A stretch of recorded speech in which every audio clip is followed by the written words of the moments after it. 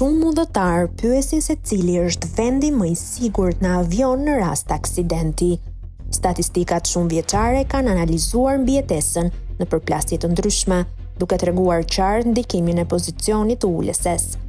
Një studim i revistës Time që analizoi 35 vjet të dhëna për rrëzime avionesh, zbuloi se vendet më të sigurta janë ato të mesit në pjesën e pasme të avionit, me një normë vdekshmërie prej vetëm 28%. Në krahasim, vendet në mes të avionit afër korridorit kishin një shkallë vdekshmërie shumë më të lartë, deri në 44%. Një faktor tjetër kyç është afërsia me daljet e emergjencës.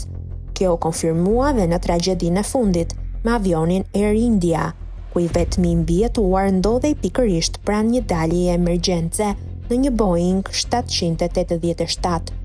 Ky rast shërben si shembull konkret për atë që studimet kishin paralajmëruar prej kohësh, se pozicioni në avion mund të bëjë dallimin mes jetës dhe vdekjes në një aksident të rëndë.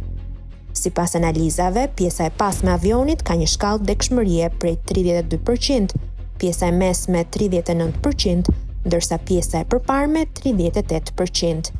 Gjithashtu, pasagjerët brenda 5 rreshtave nga një dalje emergjence kanë më shumë gjasa të evakuohen me sukses.